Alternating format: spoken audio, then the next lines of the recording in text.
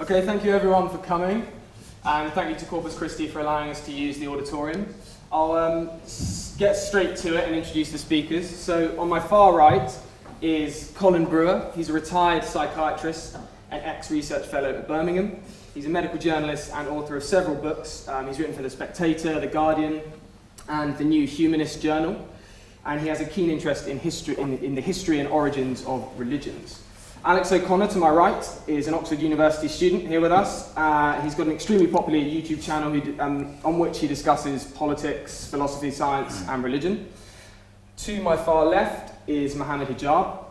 He's an academic researcher at SOAS in London, and he's also studied in multiple Islamic institutions. I see Mohammed as a kind of public debater. He roams around London, locking horns with Jews, Muslims, Christians, and atheists alike, and as I'm sure you'll all attest if you've seen his YouTube channel, those are most productive conversations that he's had. Abdullah Al-Andalusi is an international activist for Islam and Muslim affairs. He's given extensive talks and written articles rationally critiquing secularism, liberalism, secular democracy and materialism. He's also the co-founder of the public discussion forum, the Muslim Debate Initiative, that promotes open dialogue and critical thought. And without further ado, I'll ask one of the proposition to step up, supporting the motion, Islam explains reality better than atheism. Okay, thank you. Thank you.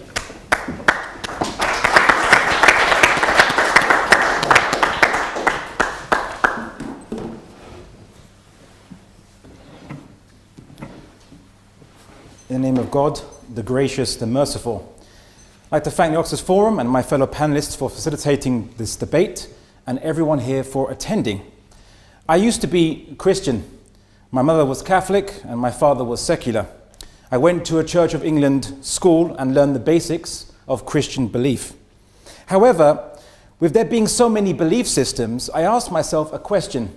How did I know I was born into the correct one? Would I have been something different if I was born and raised elsewhere? I then studied every belief, claim, or worldview I could find to discover the ultimate explanation for all things. In doing so, I found that many explanations couldn't account for many things that I could observe or prove themselves false or fell apart due to their own self-contradictions or contradictions between what they say and reality. For example, I encountered Trinitarian Christianity, which argues that God is both one and three, and that the infinite, immortal God is also a finite, mortal man. I encountered polytheists who argued that there are many gods, some eternal, some who popped out of nothing, who are all infinite but have created and finite human or animal forms, suffer ignorance, tiredness, and even injury. Some Pacific Island religions consider volcanoes who created their island and whose sediments make the ground highly fertile for cultivation to be also eternal and divine. I've also found that many atheistic positions are not any more special or more coherent than these. For example, many materialistic worldviews argue that the universe which we see, which is finite, limited, and changing, is also somehow infinite and eternal at the same time. You just can't see it. Other atheist positions argue that the universe ultimately popped out of nothing, albeit with precisely measured amounts of energy, but no cause to determine that measure. Of course, there are also atheistic worldviews like types of Buddhism, which goes to show that atheism doesn't preclude spirituality, just God. When I encountered Islam, I found something different. That Islam describes God as a being of infinite or inexhaustible power and who possesses intentionality or will. He has no human or animal attributes, forms, natures, or appetites. Islam teaches that God is genderless, does not experience tiredness or ignorance, and exists without peer. Surah Ikhlas of the Quran makes clear, Bismillahir-Rahmanir-Rahim, Qul huwa Allahu ahad. Say God is one, Allahu samad. The self-sufficient, Lam yalid wa lam yulad. He does not reproduce, nor was he reproduced. وَلَمْ يَكُنْ لَهُ كُفُوًا أَحَدٌ. There is nothing like him, which means he is without partner, because if there were other infinite gods, they would all limit each other and all would not be infinite or gods at all. This is the Islamic concept of God, a pure indivisible oneness, a cause and initiator for all things, a divine unity behind the multitude of created things. And it is the only explanation that is without contradictions and circular reasoning and does not need to appeal to any mystery to hide faults it simply doesn't have. Islam's message to mankind is to avoid the error of mixing the infinite and the finite together and creating false idols by attributing to limited and finite things the attributes that belong only to the Creator and vice versa. Instead, Islam asks mankind to recognize the infinite alone as the ultimate creator of all things, who is separate from his creation and not like it. Is this a God peculiar to Islam? No. Anyone on earth today or in history who worships an infinite, unlimited creator who willed all things into existence and does not resemble any finite things or creatures worships the same God we do, whatever religion they call themselves. Islam teaches that it is not something new, but merely a reiteration of the same message that has been repeatedly sent down to mankind throughout different times and places, producing commonalities in many religions throughout history. Now to the title of the debate, Islam explains reality better than atheism. Some might say, well, atheism doesn't seek to explain anything. It's only a lack of belief of God or a rejection thereof. But atheism's denial of the existence of God carries the minimum corollary, that reality is completely explainable without God. And they'd be wrong in my estimation. There are 4 aspects of reality that only Islam's concept of God can ultimately and soundly explain, while atheism cannot do so without falling into self-contradiction. And these aspects are change, matter, finitude, and specificity. Atheism rejects the only sound explanation for change. If this moment depended on an infinite number of previous moments and movements, we'd never exist or get here.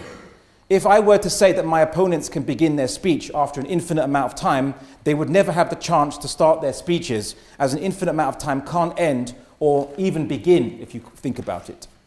Likewise, if I asked a poor student, not pointing to anyone in particular, for £1 and he didn't have it, and he asked another who was equally poor, and so on, I'd never get that £1 until the chain of students found at least one student who had £1 to begin the chain of lending and eventually get to me. Now, this is known as the infinite regress fallacy, which is the same as asserting a beginning and no beginning at the same time. It is a contradiction and therefore impossible. The existence of change and movement requires a first mover. There's no way around that. And if it is the first mover, it means it chose to move things without being moved by anything else. Therefore, it has a will. This is the key characteristic of God, whose name is Al-Mubdi, in the initiator in the Quran. 2, atheism rejects the only sound explanation for the ultimate basis behind matter. If matter gets its attributes and characteristics because it is made from something more fundamental than it, let's just say subatomic particles and forces, ultimately quarks and bosons, and these things are made of, let's say, quantum vacuum energy or fluctuations in such thing, or superstrings, one or the other for the sake of argument, what is quantum vacuum energy, or what are superstrings, if they even exist, made of?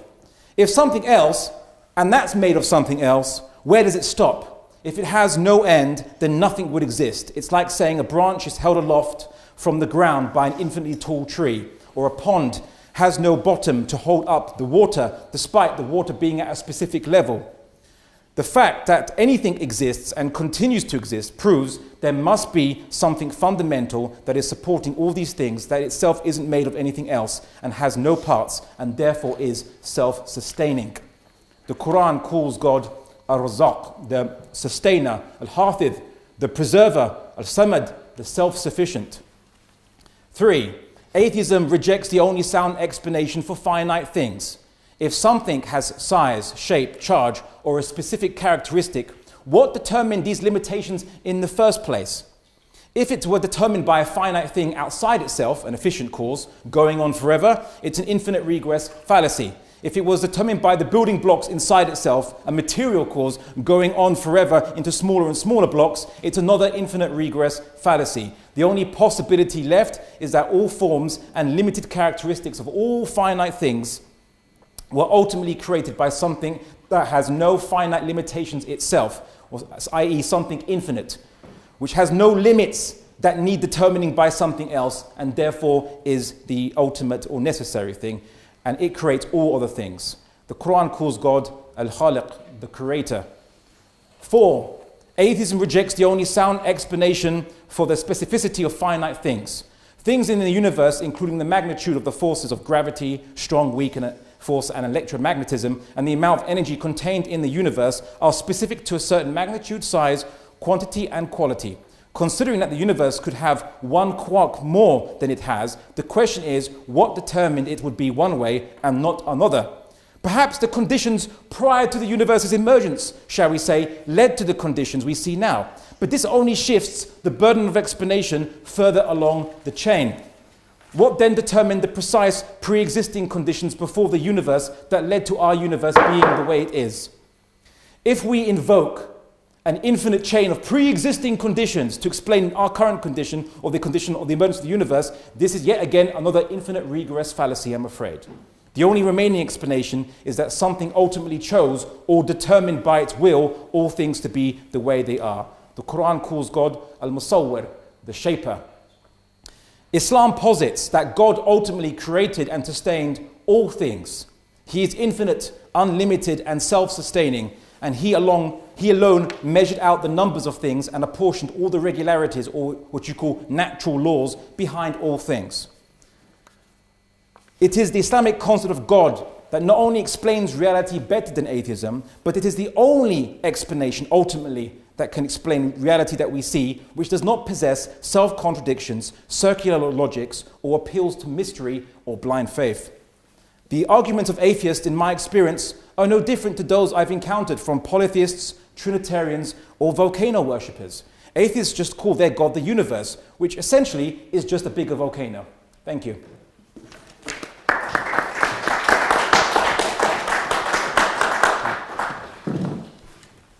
Thank you, Abdullah. Can I have someone from side opposition to go and speak?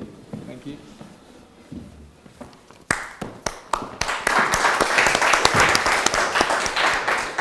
Well, good evening, everyone. I'd also like to extend my gratitude to the Oxford Forum for making this happen. I did have some things to say in preparation, but one thing that we have to understand before we can even begin this discussion is the concept of the burden of proof. I did have some things to say, like I mentioned, but I think I'd rather just tackle some of the misrepresentations that I think we've just seen of the position of atheism. The first is a rather important case, which is, do we actually have anything to prove as non-believers in God? Atheism, as Abdullah quite rightly suggests, is thought of by many as simply a lack of belief in God. And the point was raised that no, that can't be the case, because a lack of belief in God entails some belief in the opposite, or at least a belief in a universe that can be explained without God. This isn't the case. Atheism is a claim to belief. It comes from the Greek, a meaning without, theos meaning God. It simply means living your life without the influence of a God. It's not an active position to hold. Many people would call it agnosticism, because we're simply saying, well, there's no good reason to believe in a God, but we're not saying that we believe there isn't one.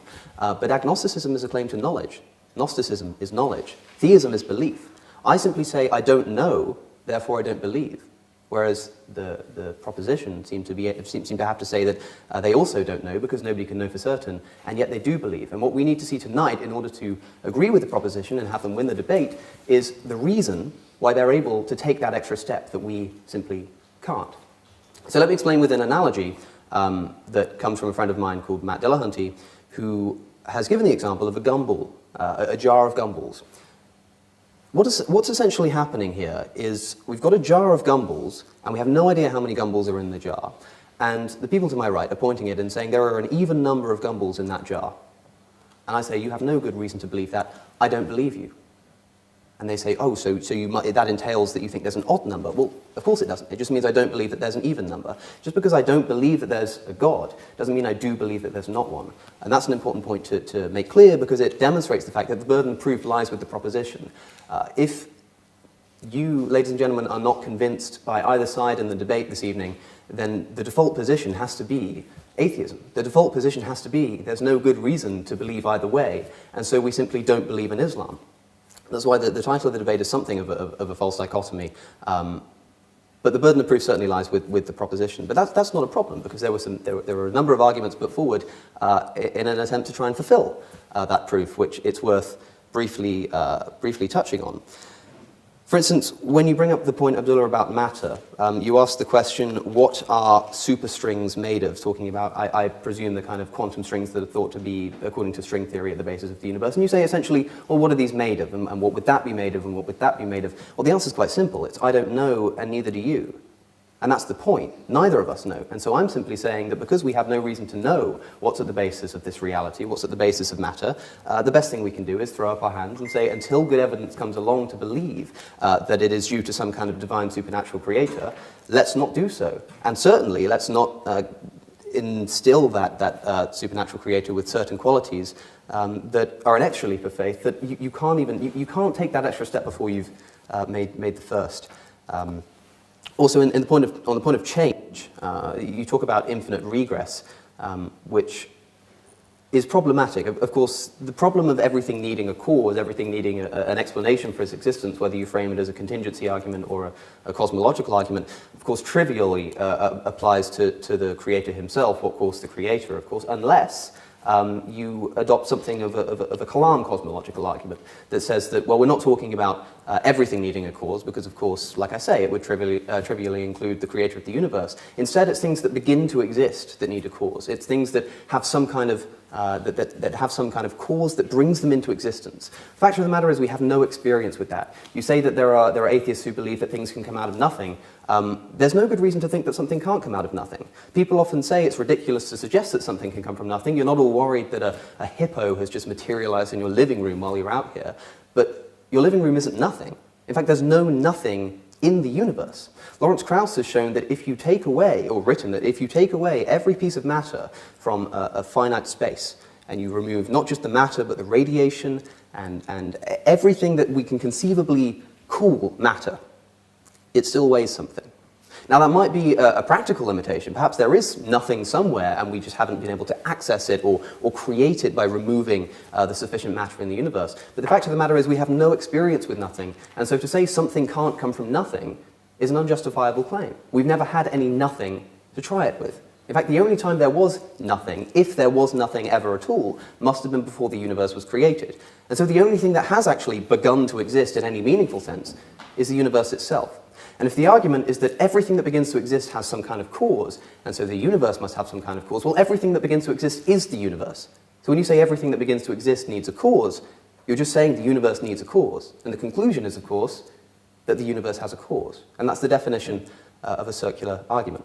Now, that's the first point. The second thing I'd like to do, I'm not sure how long I've been up here now. I haven't got a good track on time. How long have I got left? 5 minutes. Okay, so about halfway through. So let me put to you some of the things that I was thinking of putting forward. Did I not have anything to respond to in the propositions case? I'm sure that there's going to be a lot of discussion of metaphysics this evening. There's going to be a lot of discussion of arguments for the existence of God, the existential arguments, let's call them. And so I wanted to take a brief moment to bring up what might seem like an irrelevancy, but is certainly not. Islam teaches that there is an objective basis to morality in the world. That when you say something is right or wrong, that is a true statement, and that's as true as something like the proposition that the earth orbits the sun. It is a matter of fact. And that means that part of the reality that we're trying to describe with the Islamic worldview is moral realism. There have to be moral truths that are as real as the metaphysical claims that it's making. And what that means, ladies and gentlemen, is that if you find moral claims within the doctrines of Islam that you don't agree with, then you don't agree with Islam. So I want to consider some of the moral elements of this religion and see if it's something that you would be able to throw your weight behind. There are, of course, many examples that I could choose from, but one of the most important areas and one of the most often spoken about areas is the treatment of women. Now, this is problematic because a lot of the time people will point to practical examples. They'll say, look at Saudi Arabia. Women weren't able to drive until very recently, but this is ridiculous. Saudi Arabia can quite easily be shown to not be a real Islamic state, and it's very easy to make a case that that's the state and not the religion. So let's turn to the doctrine itself. Let's turn to the scripture. What do we find? Well, there's a very famous verse in the Quran, and I'm sure this is nothing that the proposition hasn't come up against before, but I'd like to hear some kind of justification for these things, and I'm sure they'll be able to provide them. In the Quran, Surah 4, verse 34, I'm sure you're familiar with, is the verse which I'll quote to you. Men are in charge of women by right of what Allah has given one over the other, and what they spend for maintenance from their wealth. So righteous are women who are devoutly obedient, guarding in their husband's absence what Allah would have them guard. But those wives from whom you fear arrogance, first advise them, then if they persist, forsake them in bed, and finally strike them. But if they obey you, seek no means against them. Indeed, Allah is ever exalted and grand. So what we have is a situation where if a wife is disobedient, of course first you try to talk them out of it. Second, you stop having sex with them. But that really doesn't work. But then you strike them. Now, okay. Perhaps this isn't a thing about women. Perhaps this is just a thing about violent behavior. It's just about striking people who are disobedient, and not even disobedient to the husband, but disobedient to God. If someone's being disobedient to God, then they need to be set right. And perhaps the only way to do that sometimes is with physical violence. Well, okay, if that's the case, then let's look at a comparison from a hadith reported by Al-Hakim on disobedient men. So this is in reference to wives talking about their husbands. She should not beat him in case she is stronger than he. If he is more in the wrong than she should plead with him until he is reconciled. If he accepts her pleading, all well and good, and her plea will be accepted by Allah. Well, if he is not reconciled with her, her plea will have reached Allah in any case. So if a woman is disobedient to a man or disobedient to a god, whichever framework you want to think about it, the first thing that the wife should do, if the man is disobedient, is to try and talk him out of it. And if that doesn't work, it's not a problem, because Allah's going to hear it anyway. But if a wife's disobedient to a husband, then sure, he should still try and talk her out of it. But if that doesn't work, well, then you can strike them. Seems to be a bit of an inequality here. And that inequality is only highlighted when we look at the rest of that same hadith.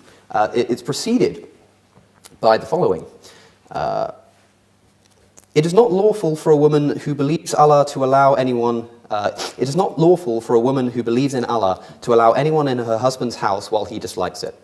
Okay, well, back in the times that this book was written, men were primarily the owners of wealth, so it makes sense if the man is the owner of the property, perhaps it should be his decision who's allowed on the property. That's not so much a problem. But let's continue. She should not go out of the house if he dislikes it, and should not obey anyone who contradicts his orders. It's getting a bit more questionable now. And to finish off, the very next sentence is, she should not refuse to share his bed. And you can take that to mean what you will. But I'll remind you that if you find any of this objectionable, then you should find objectionable the doctrines from which they spring. Another thing I'd like to talk about, and I'm certain, because I've certainly seen Mr. Hijab respond to this in the past, and it's something I'd love to dive into, is the marriage of the Prophet to Aisha, as certainly the Muslim members of our audience this evening will be aware of, but perhaps not everybody. Muhammad, while in his 50s, married a young girl called Aisha, and I say young, she was 6 at the time. Not 16 or 60, but 6. Now, of course, he didn't consummate the marriage when she was 6 years old. That would be quite outrageous. He waited another 3 years until she was 9. And the proposition has to defend the idea that that was ever morally permissible.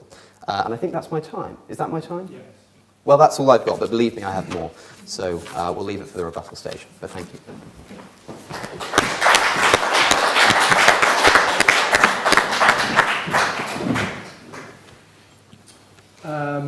If the next speaker on proposition, Mohammed, thank you.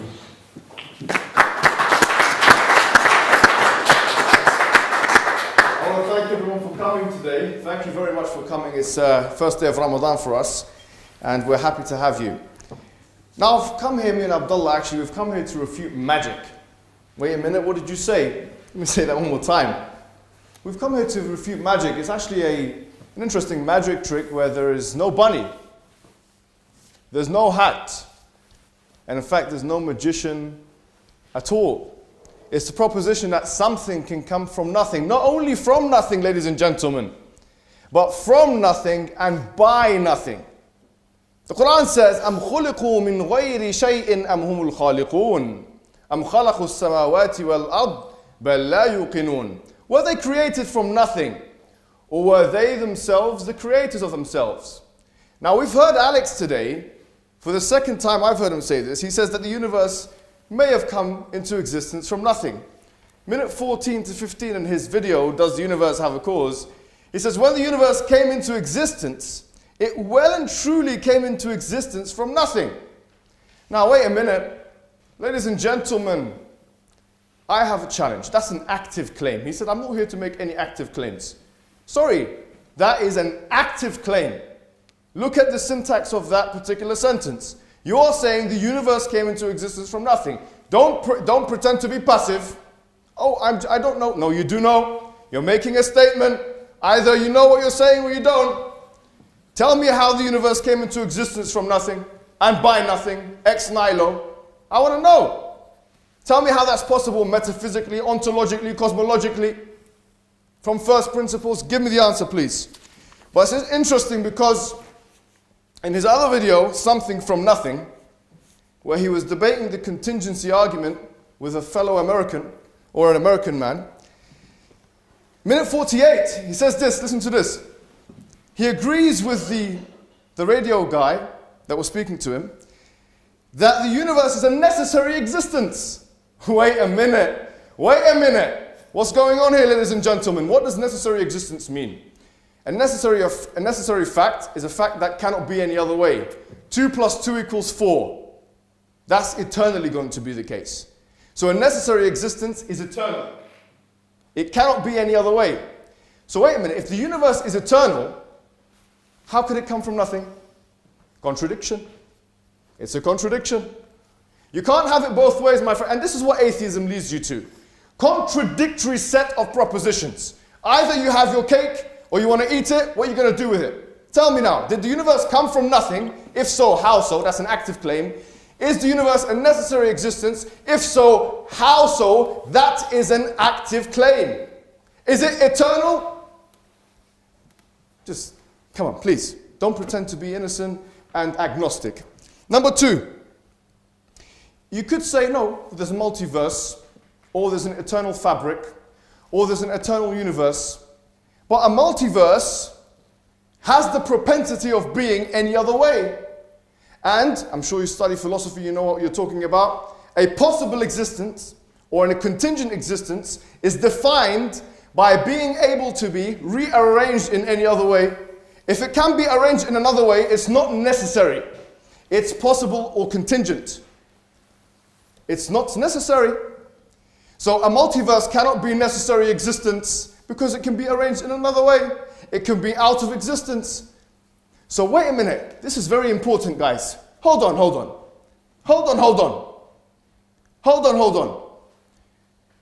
You agree that there should and ought to be a necessary existence. If you agree with me on that, then you're not an atheist.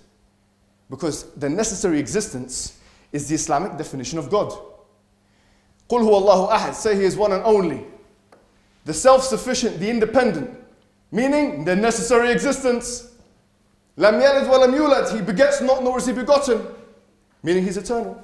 If you say that there's a necessary existence, you cannot say you're an atheist. From an Islamic perspective. And from a philosophical one. Moreover, we have to ask a question now. We're talking about Islam. So, why is Islam any different from any other religion? Because Islam talks about one necessary existence, one independent, one self-sufficient. Not 3 in 1, 1 in 3. Not a triune God. Not a multiplicity of gods, a plethora of gods. Not a pantheism. And by the way, I have to make this clear now.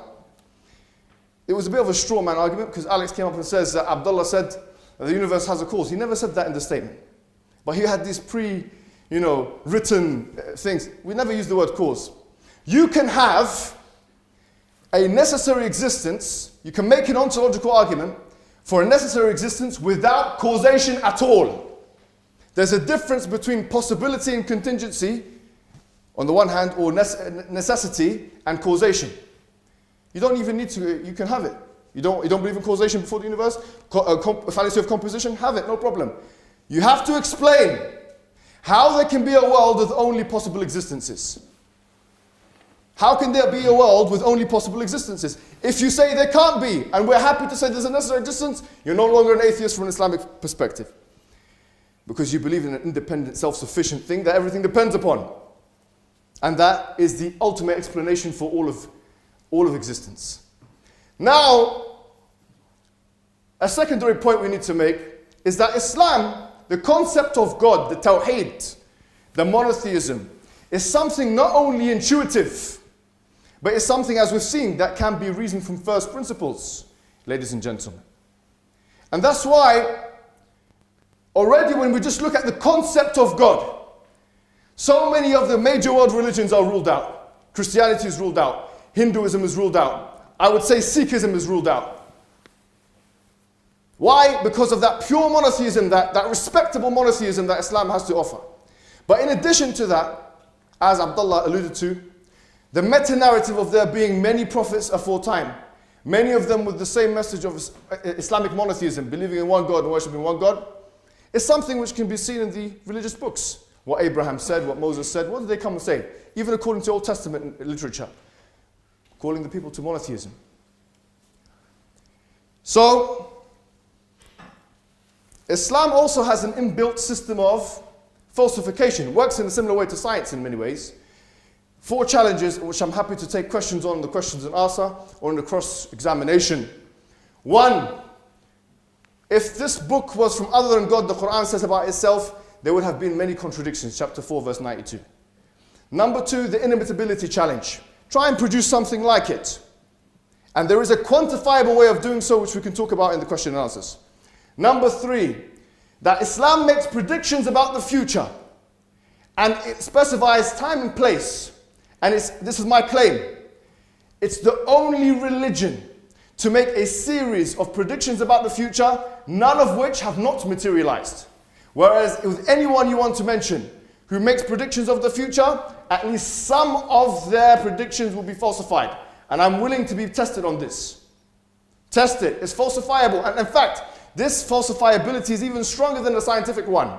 Why? Because in scientific falsifiability, everything is susceptible to falsifiability. Everything that's done now, if I do a scientific experiment, now it can be falsified. But with a retrospective perspective, a hindsight perspective, if predictions have been made of the future, we can see whether those predictions are right or wrong. And we can talk about those predictions of, there's a book coming out called The Forbidden Prophecies by Aira. That's going to be something which details that case in detail. Now the interesting thing is you have a nihilist, someone who does not believe in existential, he's an existential nihilist who's cosmic skeptic. He's an existential nihilist, a moral nihilist.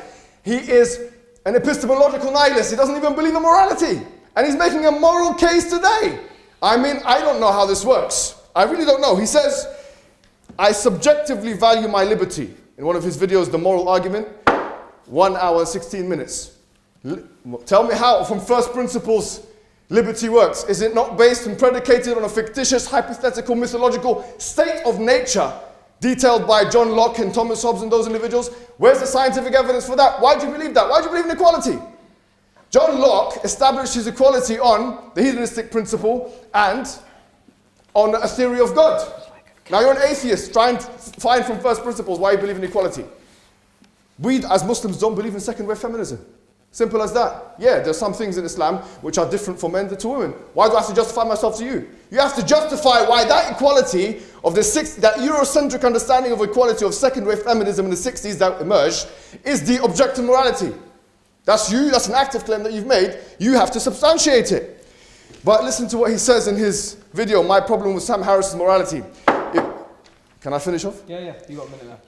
If you go to Somalia and tell those women, why do you put those women in bags?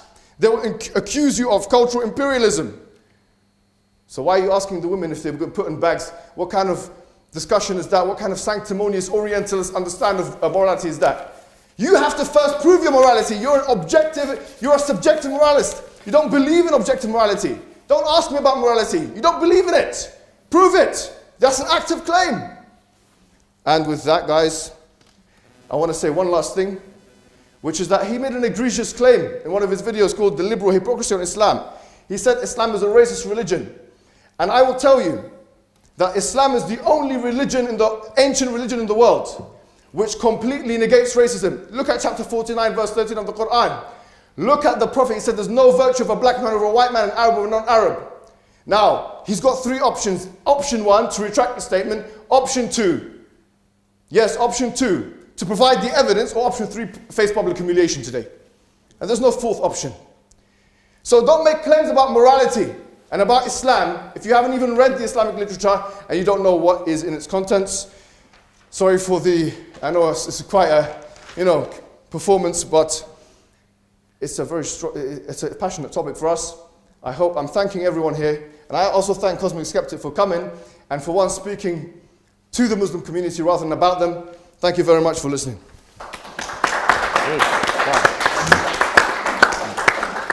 Thank you very much for that, Mohammed. Now can we hear from Colin Brewer?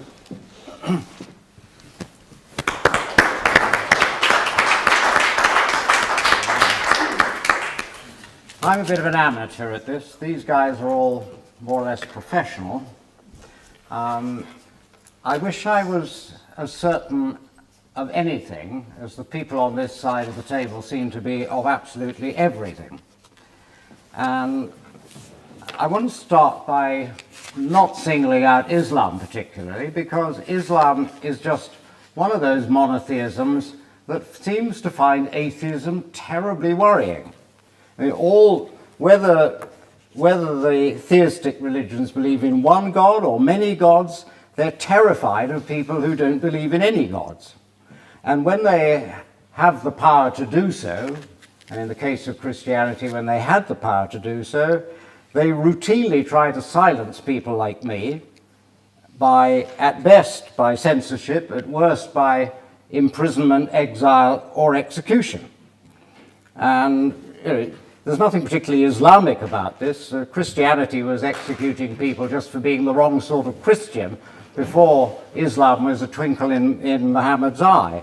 And they continued to do so until 1826, which was when the Spanish Inquisition executed its last victim. Here I want to quote you a couple of worried Christians talking about atheism in the 17th century. One of them was both French theologians. One of them said, "I am afraid that atheist writings will disclose thoughts to me that would throw me into a fear from which I would not be able to return." And his contemporary, André d'Abillon, said that for such skeptics there is no punishment violent enough for so dark a crime. Even in our own relatively tolerant country, when Parliament was open to people who were not members of the Church of England, guess who came last? First of all, they let the Catholics in, about 1829. They let the Jews in about 1850. They let atheists in about 1880. So Christianity no longer has any power to liquidate people who question it, and almost everybody in Britain and most civilized countries is pleased about that. I'll explain what I mean by civilized in a moment. Islam has not lost that power. Not only that, but many people in Islamic countries, and in some Islamic countries, most of the people are very pleased that it has the power to do very nasty things to atheists. The Islamic countries were the only ones who refused to sign the part of the Universal Declaration of Human Rights in 1948 that deals with freedom of religious belief, including the freedom to change your religion or not to have one. And that's why I think that such countries are, in one very important sense, not totally, not altogether civilized. Last year, I was asked by the professor of English at the university in one of the more liberal Arab countries if I would write an article for his small Arab language departmental journal on Sigmund Freud's use of language. It will be published soon. I'm very proud of it. It'll be my first work to be published in Arabic. But it has one very important omission. Soon after I started writing it, I thought I'd better check with him whether it was okay to mention that Freud was an atheist. He said, if you do that, they will immediately close down the journal and possibly my department as well. Now, you don't really persuade me that you get a better grip on reality when you spend your time trying to stop people from giving their views on various aspects of reality. And when you outlaw discussion about what reality might mean. And whatever we mean by reality, I suggest there are two broad types of reality. One is historical reality, which means an attempt to find out what really went on in the past. And the other sort of reality is current reality, things that we can examine, question now. So let's deal with historical ones first. A few years ago, I was on holiday in Morocco, and we hired a driver to take us around, and it was quite a long drive. He'd been to university in Britain. His English was excellent, and naturally enough, the discussion turned to Islam, and he was very keen to tell us his thoughts. And I learned from him that it is completely wrong that Jesus was the Son of God and that he died on the cross. Now, these are the fundamental tenets of Christianity. They don't get any more fundamental than that.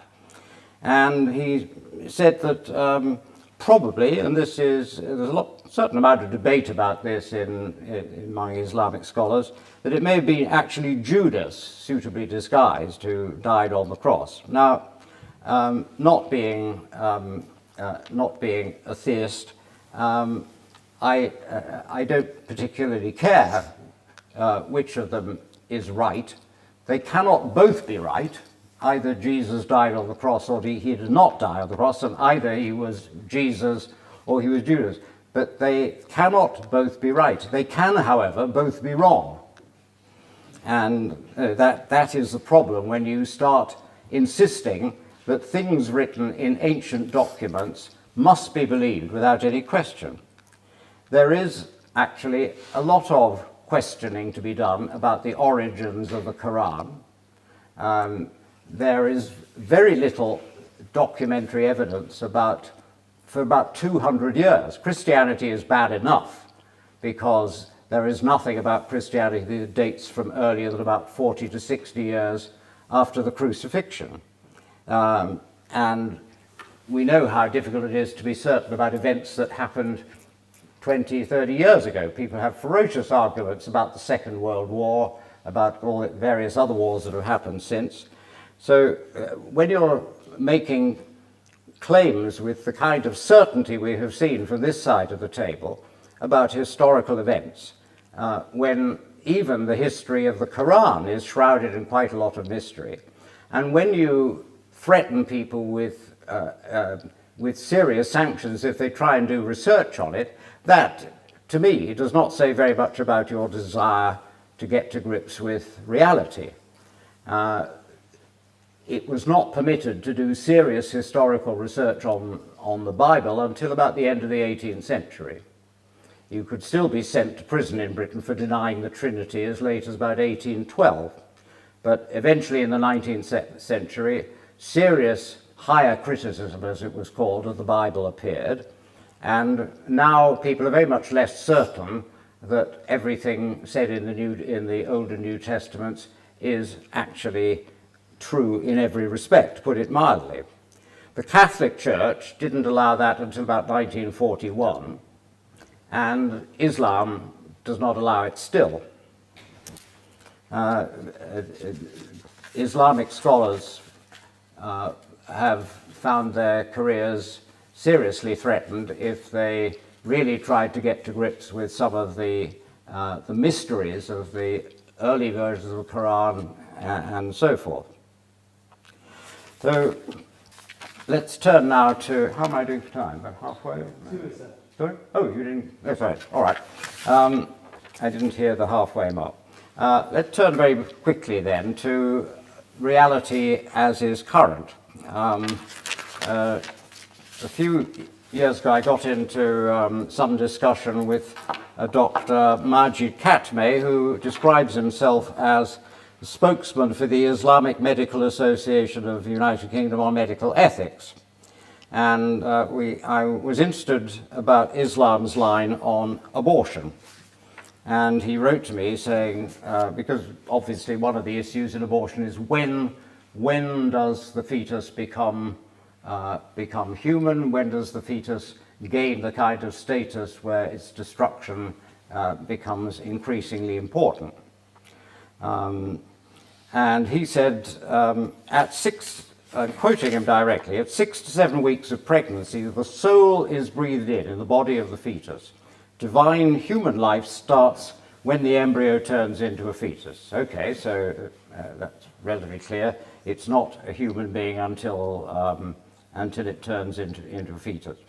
At this critical stage, it's absolutely forbidden to interfere with this new sacred life. One can call the fetus here a persona, human and divine. However, there's wide Muslim opinion in the Muslim world, considered by many Muslim scholars in the past. And some of them say that ensoulment occurs 120 days after conception. Personally, I and other Muslims do not agree with this view, based on a wrong Arabic interpretation of one saying of the Prophet. And then he said, this important saying of the Prophet Muhammad, peace be upon him, when 42 nights have passed over the nutfa, the fertilized egg, Allah sends an angel to it who shapes it and makes its hearing, vision, skin, flesh and bones. And then he says, O Lord, is it male or female? And your Lord decides what he wishes and the angel records it. He gives the reference in the hadith. So there it is. Forget all that ludicrous stuff about Y chromosomes and gender. It's Allah what does it. Maybe someone should ask the Muslim Council of Great Britain if they really want someone like that advising them on medical matters. Yes, I will finish there. Thank you.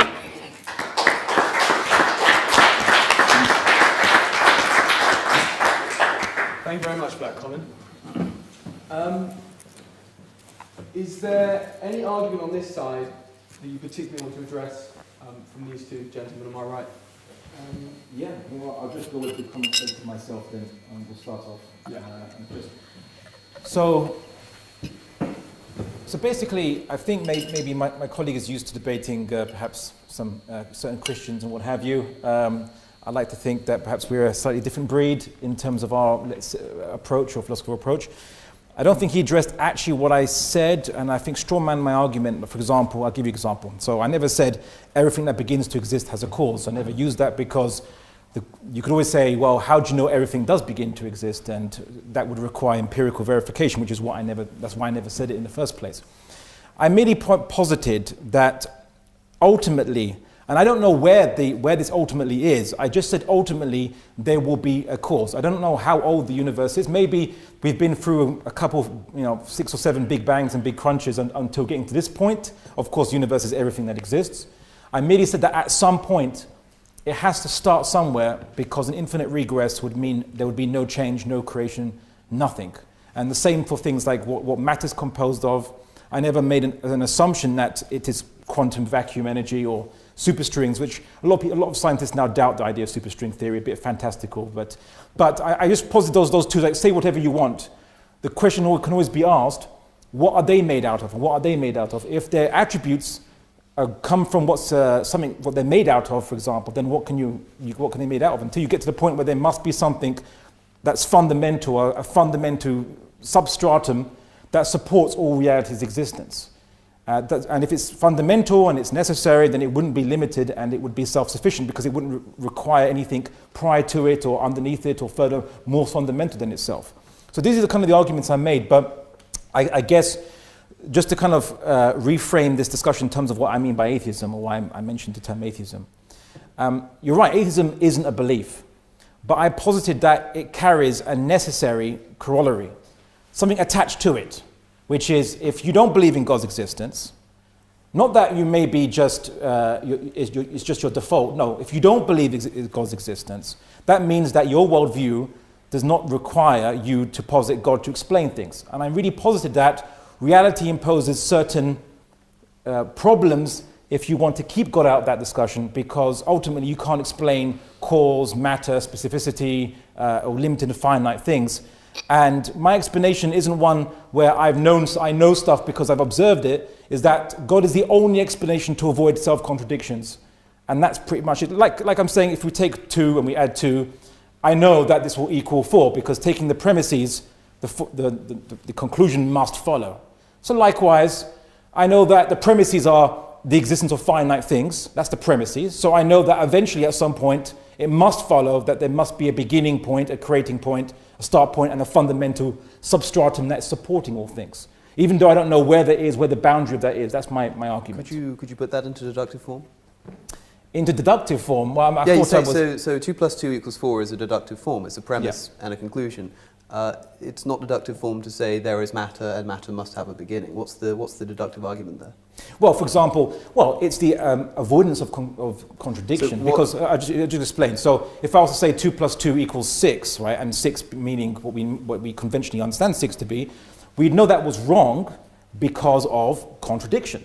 So my point was that if you were to say, well, before this point in time, there was an infinite number of moments or movements, I would say we would never reach this point in time because it would be a contradiction. I know what he's trying to get at. It's one of the longest questions I've ever been asked. I think you know what I'm saying. You're trying to say, you want us to say everything that begins to exist has a cause. No, that's not necessarily the kalam. That's not what I'm going for. All I'm saying is that the reason why you can say that 2 plus 2 equals 6 is false is because you're right, it leads to a logical contradiction. The reason for that is because it's essentially a logically valid argument with premises and conclusions, and you can identify exactly how it contradicts. You can put it into a truth table and show that it's false. 2 plus 2 equals 4? Yes. It's a tautology though. 2 plus 2 equals 4. Well, precisely. It's a tautology, and you can prove that deductively. But there's no... Can you highlight precisely what the premises are and the conclusions are of your argument here, so you can do it in the same way? Because it does if you're going to say that it leads to contradictions if you don't agree with the conclusion. Well, it does, because an need to formalize it. infinite regress is basically saying that there was no beginning, and yet we're explaining, or there was no cause, and we're explaining the cause of things, or we're explaining the beginning of things, or we're explaining movement. So there was no first movement, but there is movement.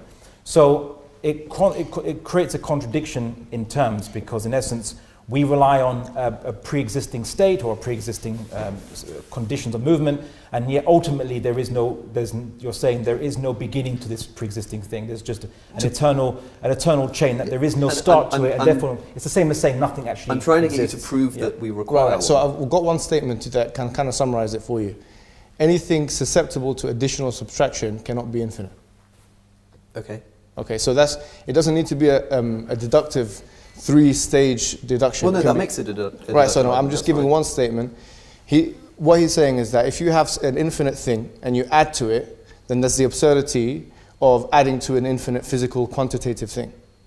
So you'd have to disprove that statement. Now we've made the statement, anything susceptible to addition or subtraction cannot be infinite.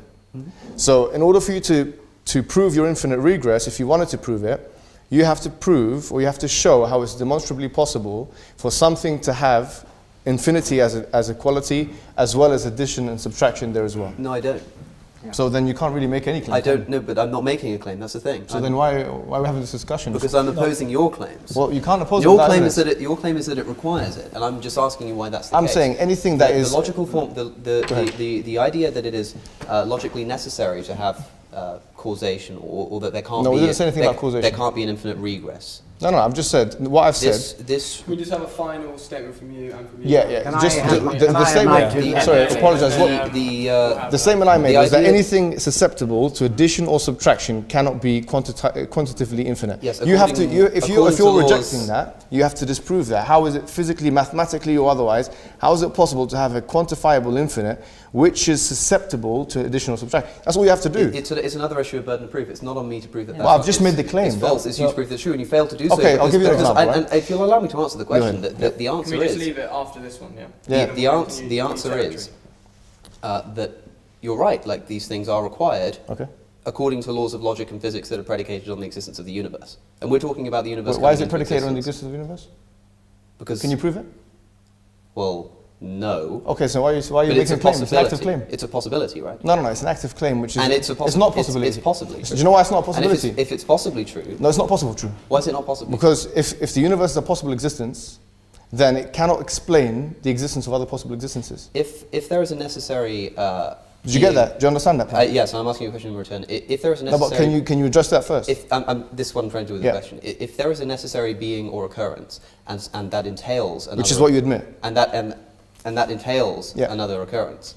No, it doesn't entail that. And if it does... No, it doesn't work like that. If I may just... I think the confusion is, firstly, I don't think all things require putting into a logical syllogisms. I don't think it's necessary. They do if you're going to say they're it does when you're making contrary propositions.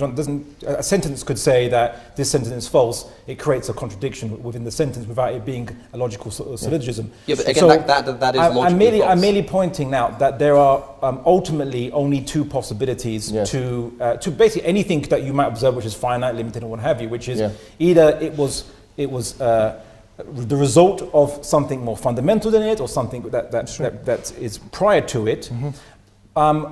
And if you ask, well, what was prior to anything, or what is more fundamental to anything? Either it's something that's like itself, as in something finite, limited as well, or something not the case, not finite and not limited. So I'm saying that if we go down the pathway of just constantly insisting on there's a continual chain prior to this existence of finite, limited things, nothing would exist, because that would cause an infinite regress fallacy, and thereby the contradiction is manifest. As opposed to ultimately at some point saying, well, actually, you know what? At some point, I don't know where, but at some point there was a beginning, or there was something that was not finite, whereby it doesn't have limitations, and just to kind of justify to you, limitations requires explanation. Something that doesn't have limitations doesn't require explanation, because there's no limits for it to be, there's nothing to create its limits for it to be explained by something else. No, it still requires explanation. Let's leave Colin, this do you want to jump in? Yeah, I want to make the very old, simple observation that if you say God created it all, the next obvious question, of course, is who created God? And Colin, nobody has given a very satisfactory... Please let me finish. Let me finish. Sorry, I apologize. And the second one is, as I say, you are talking the language of certainty. What we have learned in the course of my lifetime is that the origins of the universe have been pushed further and further back in time. It's a fascinating study. I don't pretend to understand more than the average man in the street about it. But to say that we clearly understand the nature of creation seems to me extremely arrogant, and to pretend that you can speak with certainty about something like that, I think is, to put it mildly, not justified. Well, I think it's a little arrogant to actually dismiss what we actually said, because we never actually claimed that we know every tiny particle in this universe, or how big it is, or where it began. We never actually said that. So it shows that you weren't listening. I'm just saying that you did. I'm just saying that it shows that you weren't listening to what we were saying, and some people might say that's arrogant too.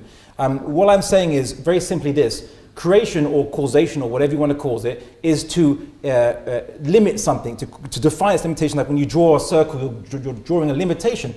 So limitations require explanation. But if something has no limitation, then there's nothing that requires it to be determined, because it has there's no boundaries that it exists in. It is fundamentally unlimited. But that's why we say it doesn't require creation. You can't just posit a necessary being and say it doesn't require any explanation. No, we're not positing. I didn't say necessary. I said. But that's the opposite of limited. No, because limitations require explanation, right? Not the lack thereof. Right? And limitation as opposed to what? What's the opposition? As opposed to not being limited. And what is something that's not limited? Well, it's necessary, because if it's not necessary, then it's limited. What's your definition of necessary? Because you keep using it incorrectly. What's your understanding of necessary existence? Well, you were talking about contingent things. It's the opposite of that. So something that can you give a definition? Something that cannot have been differently. That cannot be differently, and there's no explanation for it. What outside of itself? Well, I suppose so. Right, yes, right. And okay, so can you tell us how there can be a world with no necessary existence? Well, who says you said we're living in a world of possible, or you said that we have to claim that we're living in a world of possible existence. Do you agree that there could be nobody's claimed that. Do you accept that there is a necessary existence? I would say that yes. Then that's God. But that doesn't have to be God. Thank you very much. Because that does not have to be God. I'm sorry. No. That's our understanding of God. It does not have to be God. Yeah, for us, a necessary existence is something which is perfect. It couldn't be any other way. It explains everything else. That's our definition of God. It explains everything else. Because it's necessary, it couldn't be any other way. All contingent. It couldn't have been any other way. That's got no explanatory power. Alex, all contingent things depend upon it. Yes? Give me an example of a contingent thing. This cup. How was it contingent? Because it could have otherwise not been in existence. Do you know you're speaking to a determinist? Pardon? Do you know you're speaking to a determinist? Okay, so what is determinism? So if you said in your thing, sorry. What determined it? Let me ask you a question. It's quite seem isolated, but it will make sense. Go ahead. If P entails Q, Go and ahead. P is necessary. Yes. Is Q necessary? No. It's not. No. No, it's not. It doesn't have to be. If necessary, Right, so- hold on. Let me explain why. What we're doing here is we've said that these dependent contingent things, As you're defining them, do you accept that this cup could have otherwise not been in existence? no. So, okay, That's what determinism is. Well, hold on. So you believe in the determinism? Yes. And you said in your speech, in your thing, a universe from nothing, you said that determinism comes from the necessary existence. Are you talking about the contingency debate with 48 Justin minutes, Riley? yes. 48 minutes in, you said that one necessarily leads from the other. In other words, determinism leads from necessary existence. Yes or no?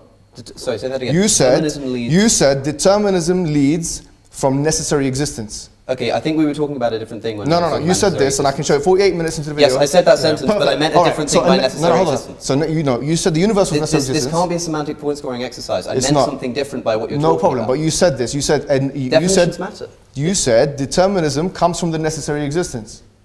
What did I mean by that?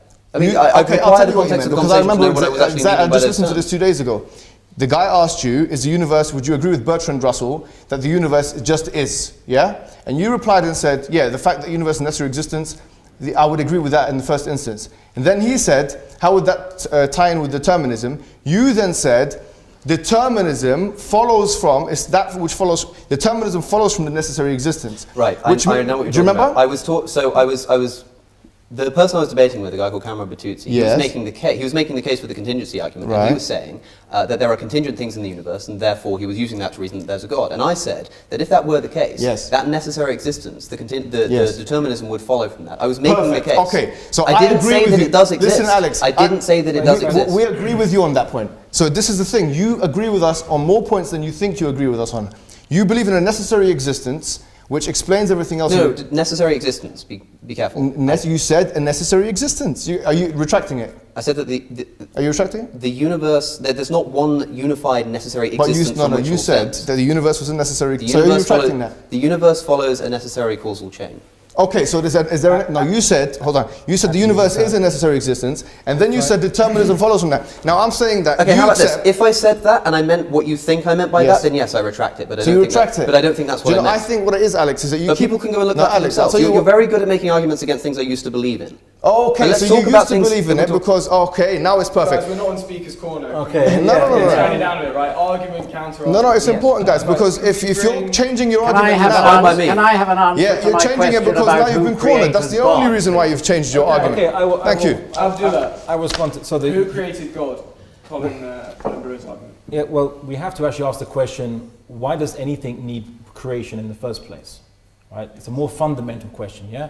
So, I mean, I could take this club, but sometimes I just take a stone or something and I say, how do you know that this actually thing was created or required creation? So if this thing was, let's say, eternal or let's say uncreated, then why is it in its particular shape, form, and so on and so forth that it didn't choose? If something was uncreated and nothing determined its limitations, then it wouldn't have limitations, which is my point. So therefore, it's kind of ridiculous to argue that God requires creation when he has no limits that require defined by anything to be defined by or determined by something else. And that's why we know that anything is created is only because it has limitations. How long do you think God's been around for?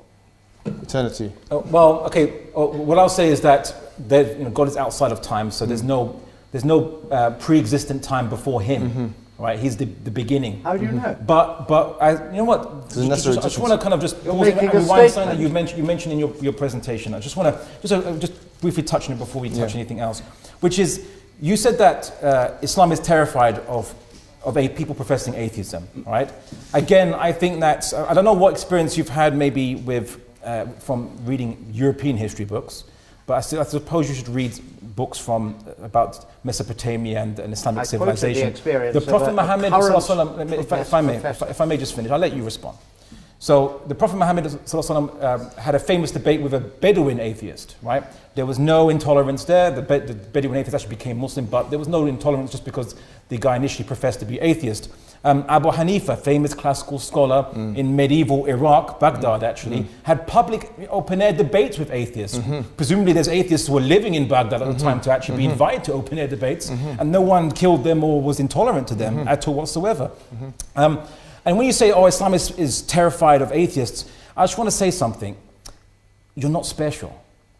We encounter polytheists, we encounter Christian Trinitarians, we encounter Zoroastrians throughout our history, and from our perspective, you're all arguing exactly the same thing, which is somehow the finite thing is also infinite and eternal, and we don't really see you as different. Actually, you're just another let's say just not a flavor of ice cream that we are basically encountering. So don't make yourself out to be more special than you are from our perspective. And as for the issue of tolerance of atheists, I think you should question your founders of your very ideology which pervades the West, liberalism.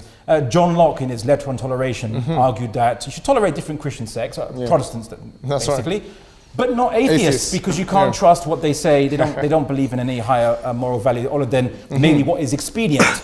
Rousseau made also the same argument, and some people say that under the current, you could say, atheistic idea as opposed to the natural rights arguments of John Locke, but the Benthamite arguments of utilitarianism. Really, morality is only based on expediency, and then people's rights are based on whether it's expedient to the state to even tolerate your rights. So now this is not related to the debate itself, but the guy brought it up, and it's really disingenuous to bring up in that kind of debate. Yes, I mean, are you suggesting that someone like Socrates was a deeply immoral man? No, I'm not saying it. I'm saying John Locke. You seem to be implying. No. John Locke said that you can't trust atheists. He didn't say that they are necessarily by default. The difference is that the things which our worldview are based upon, which are the philosophies of these men, we can say that those areas of their philosophies were wrong. John Locke said some pretty egregious things. You're nihilist. How can you say anything? The difference is, we'll get to that. The difference is... No, you can't say that you're wrong. No, I'm not going to grant you that. I actually can. I'm not going to grant you that. You don't believe in objective morality. The difference is that you can't do the same thing. No, you can't do it at all. When there is something immoral, you don't believe in objective when there is something immoral in the basis, when there is something immoral that comes from somebody who founded the worldview that we believe in, and something else unrelatedly that he said that no longer applies was wrong. Can you prove it's immoral? We can say that we disagree with what he had to say. Can you prove it's immoral on your worldview? We can say that we disagree what he had to. You're making an active claim. So you can't do the same thing. You're making an active claim. When there's immoralities in the Quran, you can't make the same. Look, we have just allowed you to speak, and there were many times I could have interjected and asked you similar questions, and you're making a two-quay fallacy, and you're smart enough to know it. You can't just turn around and say that you're a hypocrite for being a moral nihilist, especially since I'm not one anymore. Oh, you've changed your mind now. Yes. So you retract that statement as well. What statement? The ones that you said you're a moral nihilist. What do you think moral subjectivism meant to me and means to me? What do you think? I don't know what it means to you, man. That's a subjective statement. So you're saying you can't say this because you're a moral subjectivist and a moral nihilist. Yeah, you're making a moral claim. You're passing moral judgment. What is moral subjectivism? Yeah, so you don't have objective morality. It's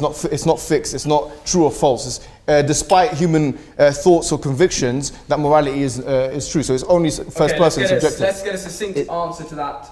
Yeah, my question, can I ask one question, then you can answer it? Yeah, go. My question is, he's made it very clear on his public profile that this man does not believe in objective morality. Why and how can you say this in one breath and then passing moral judgments which are based on liberalism? Can you explain how atheism accounts for that, or how it does it? As I say, that's a two-quay fallacy. It's not a two-quay fallacy. It is Latin for you as well. It's simply saying, well, you do this too, so who are you to speak? That's not what we're doing here. We are working on your worldview. Your worldview claims that morality is objective, and your worldview has objective moral statements, like the ones I've highlighted. It's your job to prove that those can be coherent with any kind of objective morality. God is all-knowing. God said so. That's what we believe. Anything God says is all-knowing. Anything God says is moral. Yes. Okay, can you refute that, please? I don't need to. All I need no, you can't do it. That's why. I'm not trying to change your mind. I'm trying to talk for the audience. And if the audience find moral precepts within Islam that they disagree with, they have to disagree with Islam. If you have an all-knowing agency, as you have said, if God says something is moral, then it is moral as a matter of fact. That's what we say. Yeah. And so if the people here this evening disagree with the moral precepts of Islam, they have to disagree with Islam. Socialization. Yes. So let's talk about that and let's see if it's really socialization. If there's something more to it than that. Okay.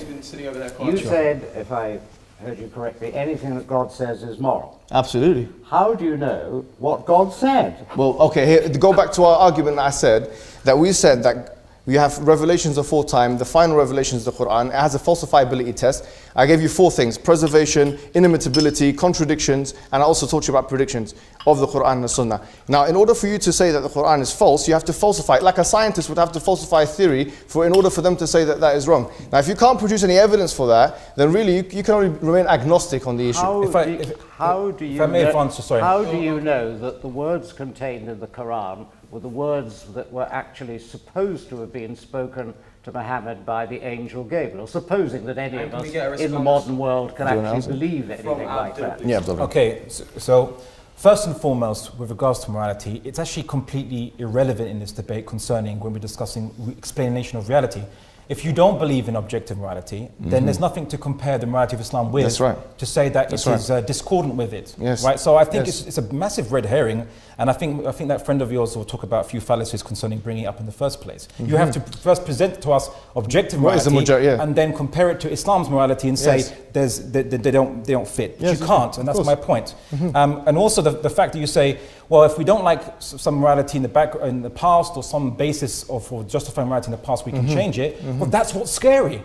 Because in modern, 21st century Europe and on 20th century Europe, need I say more, people thought that morality of people's protections of rights and things were no longer convenient for the nation's security, and then they prejudicially persecute certain minorities because it was no longer beneficial from their estimation. And there's no objective basis to argue against it other than you say, well, I personally don't like or find it distasteful what they did. So that is actually scary that you don't have objective morality, because there's no actual promise of rights that you can actually underwrite. As for the, well, no. I mean, well, yes. I mean, there are. Okay. I mean, you're either asking a question or you're just having another opening statement. Look, the subjectivity of morality doesn't lie at the level of the act itself. It lies at the level of the motivations. I can say to somebody, like I am a psychological hedonist in the same way that Mill was. I can say I know what people's motivations are, ultimately speaking, and there are objective facts to be known about how to achieve a goal.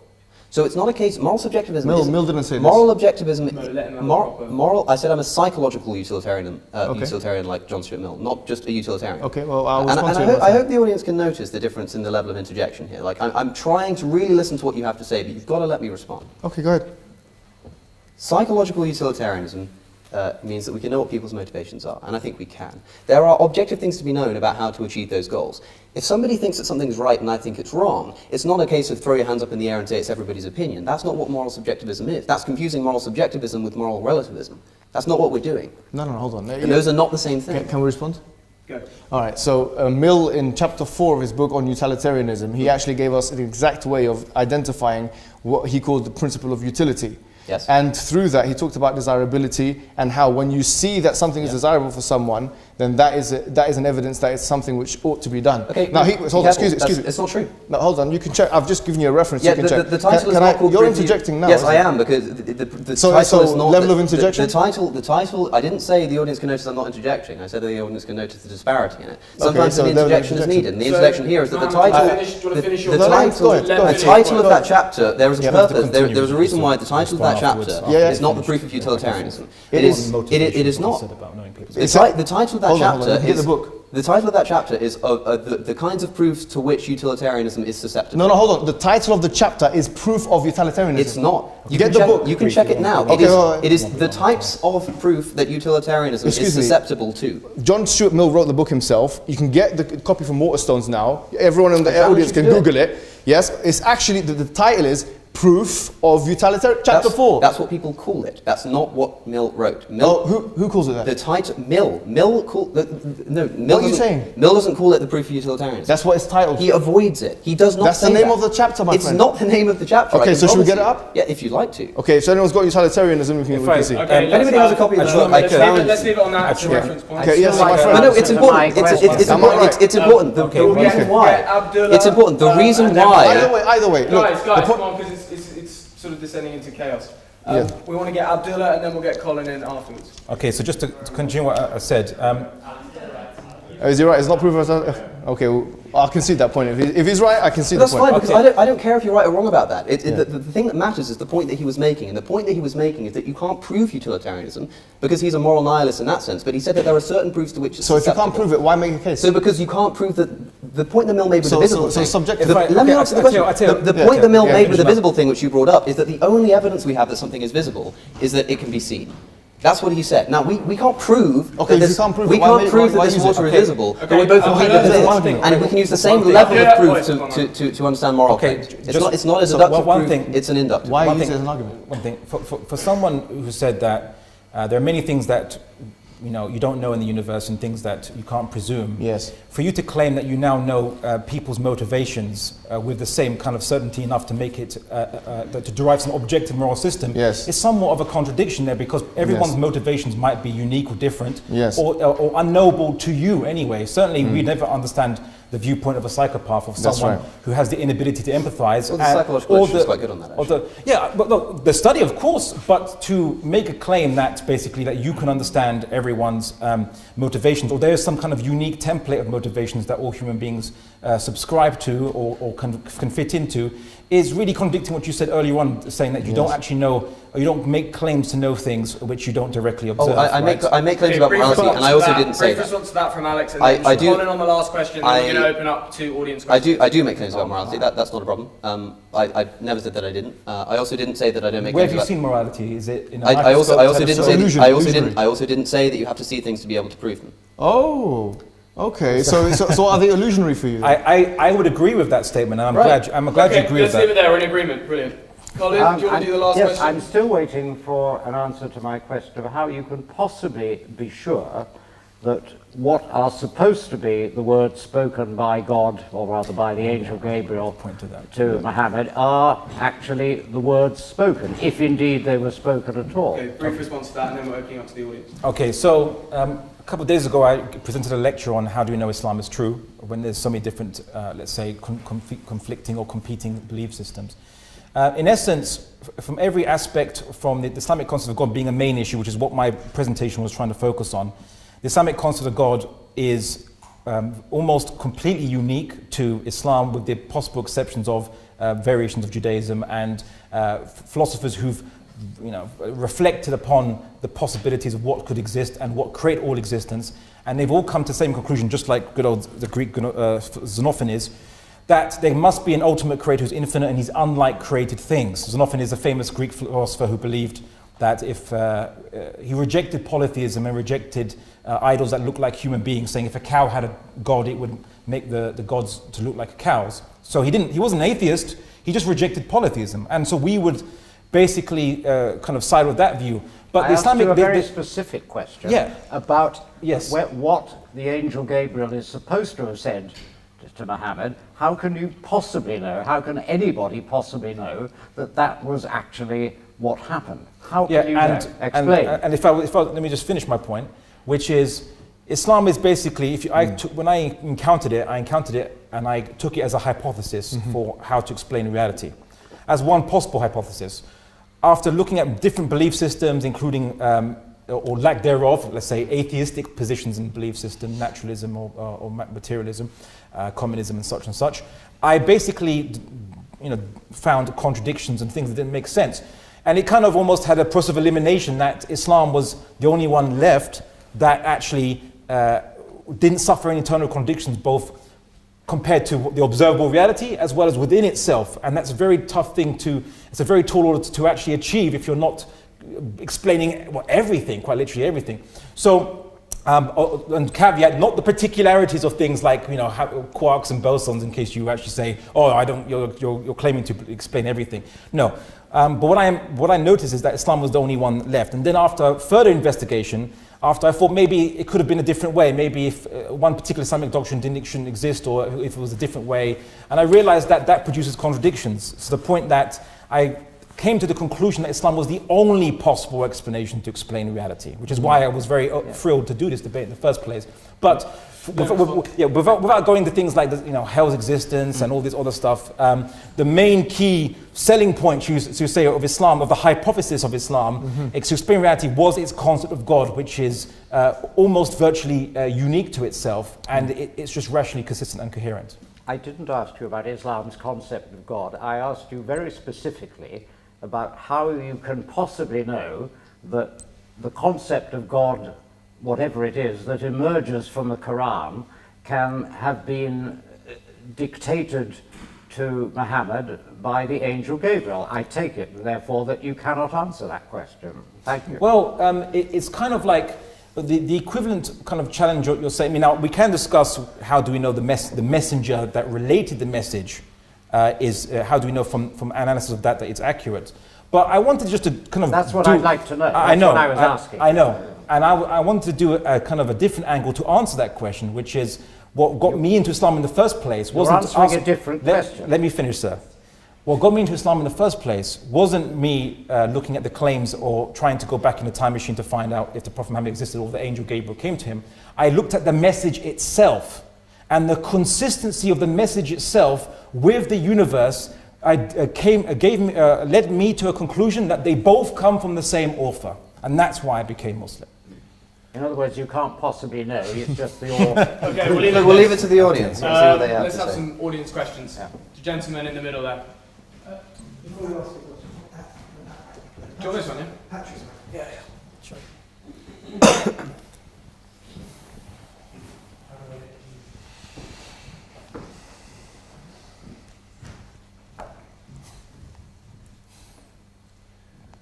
The word reality in the proposition is a very big word, and I think it might be productive to focus a little bit away from cosmology for a while and discuss biological reality. Colin raised one or two points earlier. I was interested that Mr. Hijab used a very interesting, rather provocative phrase. He said, God begets not, nor is begotten. Now that obviously raises hoary chestnuts about biological evolution. I'm going to assume that nobody in this room denies that life forms have evolved over time in our bit of the known universe. The big question is, was there agency behind that? And speaking as a biologist, it's clear to me that one of the driving forces behind what I consider to be the evolutionary principle is faulty copying, which occasionally opportunistically results in benefits to an organism and therefore proliferation of that gene. The big question is, assuming we all accept that life forms have evolved, was there agency behind that? In your case, is the agency delivering faulty copying? Okay, so there's two questions there. Do you agree with the theory of evolution? Okay. So, And what was the agency behind it? do I believe there's agency behind it? Okay. Yeah. Okay. So in essence, as Muslims, we don't dispute what we observe from the universe. The Quran tells us to observe the universe and to understand the how God instituted things, the mechanisms God put in place to bring things about. So that's not a problem, and we have no issue, we have no truck with animal evolution and evolution of obviously microbiotic life and things like this. There's no problem like this and change. But now, for you to claim that the process of copying and mutation that occurs, to claim and call it faulty copying, is actually making an assumption of of telos, as the Greeks would say, of intention, that life has an intention to create perfect copies. All right. But if a person is a materialist, let's say, that you say that all things happen out of necessity, right? Things just occur out of necessity. And what I'm positing, or what we would, let's say, view it as, everything that happens, all the mechanisms in life, as well as in inanimate objects throughout the universe, inanimate matter, let's just say, all these mechanisms have been instituted by God. So there's no problem or contradiction that we have with that at all whatsoever, whatever the case might be, whatever the science reveals. Okay, so you agree with evolution and the driving force is God? Can I answer the question? No. We Let's say that have all one question. all mechanisms were instituted by God, yes. Who might, Let's have one question, one answer, because otherwise That's we're going to go fine around in by circles. Yep. Yes, gentleman at the top right. Okay, so this debate's been about Islam. So this debate's been about Islam and atheism. But I'd like to Could you speak up a bit, please? which was that atheists aren't special, and that Muslims have been debating Christians and Jews or Zoroastrians for years. I come from a Muslim and Zoroastrian family. I'm sure there might be Catholics here, or Hindus or Jews.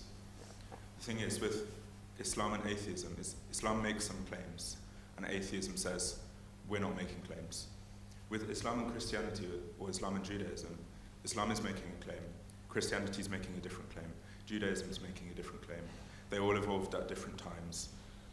Islam and Christianity and Judaism all make similar claims, but there are significant differences which are of a nature that is very, very important for Muslims, in that for Islam to be true, it has to be able to show that, say, Christian claims about, say, Jesus being the Son of God aren't true. So rather than attempting to argue against atheism, how do you propose to suggest that Islam is right, that the Quran is right, and not the Bible, or not the Talmud? Yeah, so what the gentleman's essentially saying is on this side of the house there are two leaps of faith. The first, God. The second, the Islamic God. Okay, so we've already shown from first principles how it can be conceived or can be reasoned that a necessary existence, which all other existence depend upon, exists and is in fact necessary for existence. But in terms of the specific claim of Islam, I'll repeat the challenge, and obviously there are people in the audience here. I've said to you before, and I'll say it again, that Islam makes specific claims and challenges which are not found in other texts. And this makes Islam and its texts open to falsifiability. For example, number one is the preservation challenge. Chapter 15, verse 9, it says, إِنَّا نَحْنُ نَزَّلْنَا الذِّكْرَ وَإِنَّا لَهُ لَحَافِظُونَ. We have certainly sent down the book and we will certainly preserve it. Chapter 4, verse 92, the contradiction challenge. لَوَجِدُوا فِيهِ اخْتِلَافًا كَثِيرًا. They would have found in it many contradictions. The third thing is the inimitability challenge. And we said before that this has quantifiable measures. And I'll give you one example. The Quran was a circumstantial revelation, and it was revealed piecemeal, right? So for bit by bit. But despite the fact that the Quran was a circumstantial revelation and it was revealed piecemeal, you'll find that there is an incredible knitted togetherness, a consistency, a coherence of the Quranic text, which make it almost impossible, I would argue, that it would have been from human authorship. For example, the Quran in chapter 3, verse 59 says, إِنَّ مَثَلَ عِيسَى عِنْدَ اللَّهِ كَمَثَلِ آدَمَ خَلَقَهُ مِنْ تُرَابٍ ثُمَّ قَالَ لَهُ كُنْ فَيَكُونَ. That certainly Jesus is like Adam. God created him from dust and said, be, and he was. Now notice it says, he is like Adam, and if you count the amount of times Adam is mentioned in the Quran, it's 25 times. If you count the amount of times that Jesus mentioned in the Quran, it's also 25 times. Now this is one of, I would say, a plethora of examples, which if you were to churn this into a probability machine, you'll find makes it highly doubtable, improbable, that this could have been done from someone who is being asked questions and answering in the form of revelation. The fourth thing I mentioned was the predictions of the Quran. So for example, the fact that the Quran in chapter 30 verses 1 to 6 predicts that the Roman Empire would beat the Persian Empire from 6 to 9 years, and we have corroborating evidence from this from non-Islamic sources. For example, Theophilus in the 9th century writes this down, and so on. Now the thing is, if you find all other, this is my claim is if you look at all other religions, world religions, if there are predictions that are made, I will be able to find you, and this is a challenge I'll put out there for everyone, I'll be able to find you a false prophecy from the major world religions. If someone claims to be a fortune teller, Nostradamus, Charles Russell, from the, whoever it may be, those individuals made a series of predictions, some of which came true, some of which did not. Now what I'm saying is quite bold. I'm saying that the Islamic position is you will not be able to find one thing that the Prophet of Islam or the Quran says will come true that does not come true. And from that we predicate our cosmological understanding that, okay, the hereafter, which is something we can't see, just like the future is unseeable, is also going to be actualized, materialized in the same way that everything else has. So we have falsifiability test. This falsifiability test is not in other scriptures, and in order for you to disregard or discard the Quran and the Sunnah, you first have to go through the process, just as a scientist would, of falsifying our claims. Okay, that's an interesting point. Does anyone on this side want to respond to that? Because it's a good point. There's internal consistency in the Quran, and it's been dictated piecemeal over time. How is it not that there's been a higher order dictating things? I mean, I'd rather briskly move on to other questions, but I don't think that... I'd say internal consistency is certainly required to say that the Quran is accurate, but it's not sufficient. Yeah, I said 4 things. That was one. Yeah. Okay. I would agree with that, actually. Yeah. Okay, let's get another question. Does anyone want to ask anything? I don't think you actually responded properly to that question, which is how can you demonstrate that what is written in the Bible, for example, is not true if what's written in the Quran contradicts it? I gave as an example in my address the Islamic view that it was not Jesus who died on the cross. How can you possibly prove that? How can you know it even if it were so, how can you possibly prove it? How can you claim that anything like that can be known with certainty? And how can you show that the people who reported it in the Bible were wrong? Can I say for the record, I don't think that's necessary to do, because I have to be very careful with the burden of proof here, which is that the proof needs to lie with the person making the claim, right? The Christians claim that Jesus died and was risen. They need to prove that. The fact that I can't disprove it doesn't mean that I can't have a case against it. I would come to the dark side. side. I don't think that the Christian claim is necessarily any more credible than the Islamic one. I don't think Christians can prove it either. It's what they believe. But I don't think you could disprove it or give a credible opinion one way or the other. You have a complete lack of evidence. I mean, what I would say is certainly in science there's many hypotheses, and hypotheses I suppose is a prediction or a claim based on previous theory, and people like to check out the claims to see if they are consistent with what they can observe. So I never had a problem with actually checking out someone's claims and seeing if there was any proof, and also if it was internally consistent.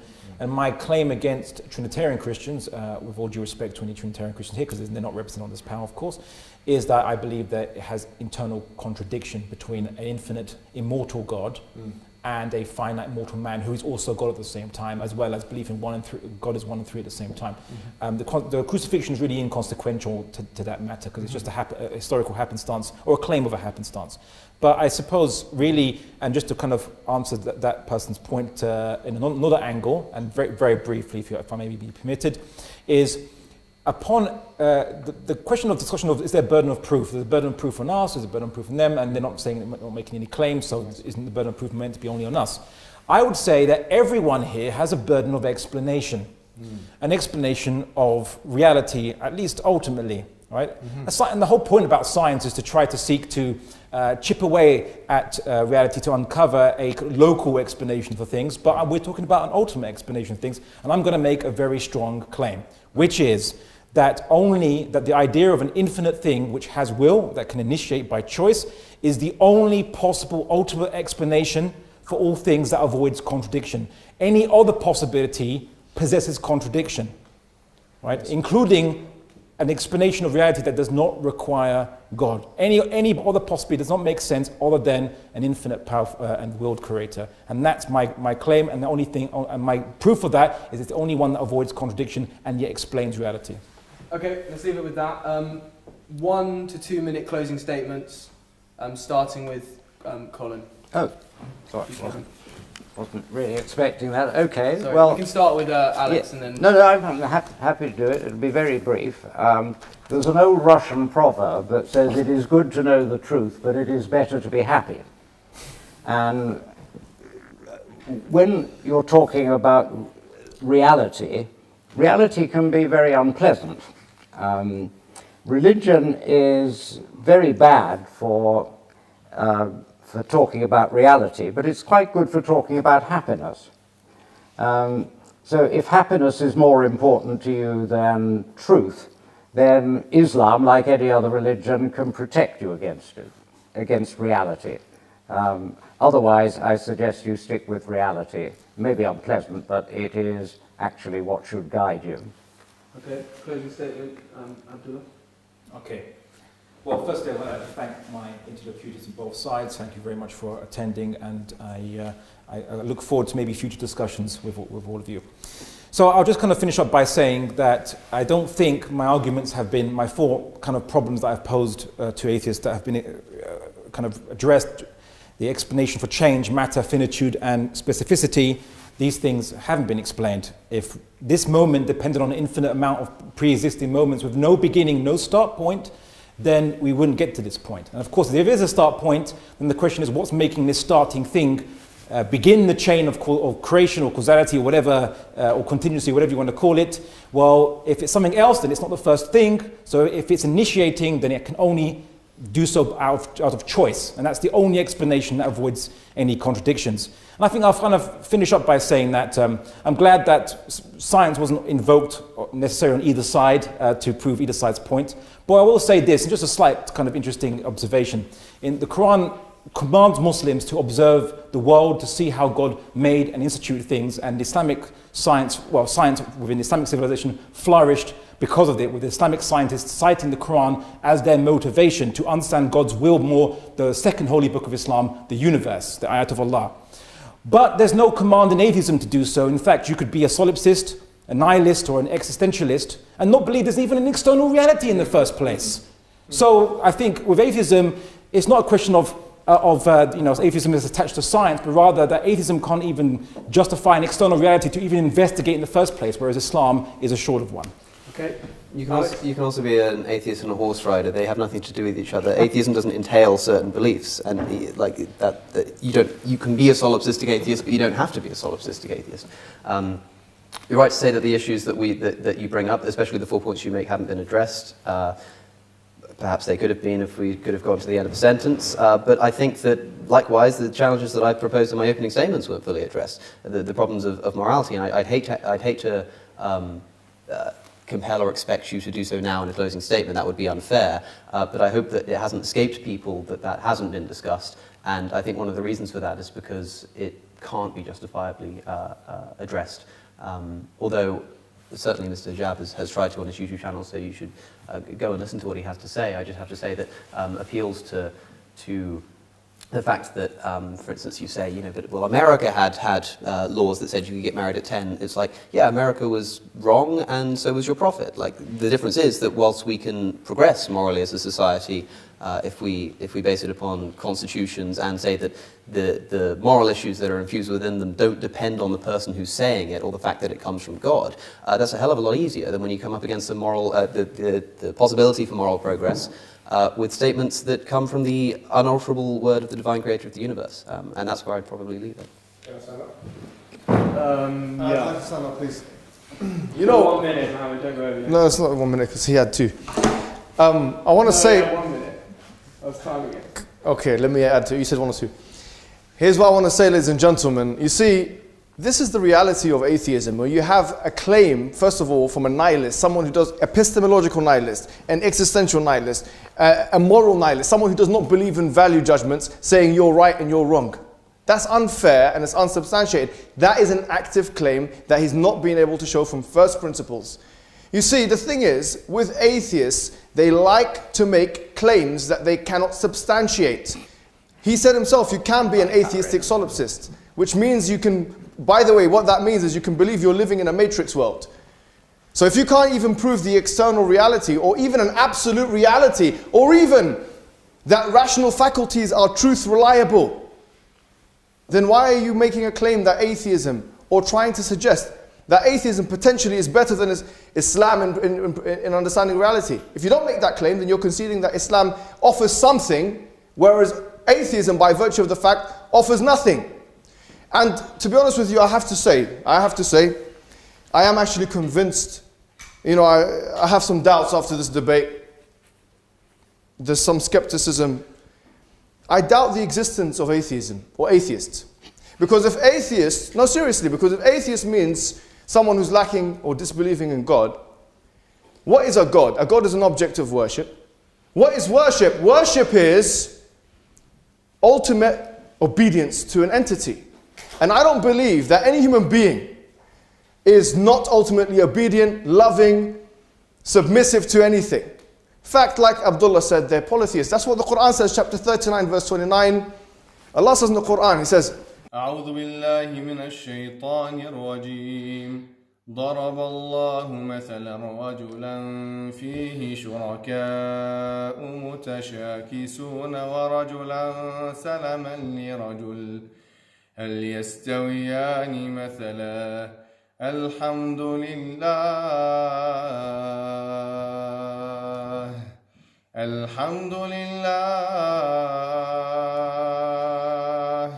بل أكثرهم لا يعلمون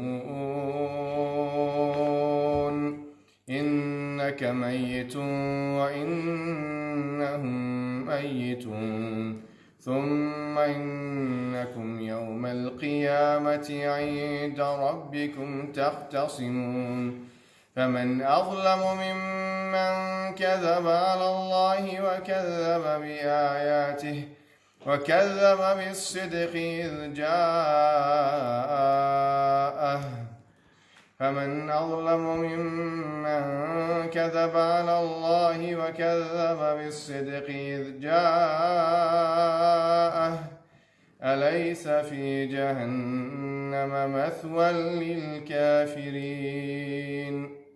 So Allah subhanahu wa ta'ala says in the Quran, He says, ضرب الله مثلا, Allah has struck a parable, رجلا فيه شركاء, a man who has many different slave masters. وَرَجُلًا سَلَمًا لِرَجُلٍ, and another person, another man with only one slave master. Are they the same in comparison with each other? Alhamdulillah, praise be to Allah. بَلْ أَكْثَرُهُمْ لَا يَعْلَمُونَ, nay, most of them do not know. You're gonna die, i.e. Prophet Muhammad, and they are gonna die. Then you will be presented to Allah disputing with one another, i.e. on the Day of Judgment. Allah then says, and who is more oppressive than the one who denies God's signs and persistently denies His evidences when they are presented to him? Is there not in the hellfire a resting place for the oppressors? Atheists have many gods. Muslims are just telling atheists to redirect their veneration, admiration, and their worship, instead of to the many gods, to the one God. And that is our case. And thank you very much for listening.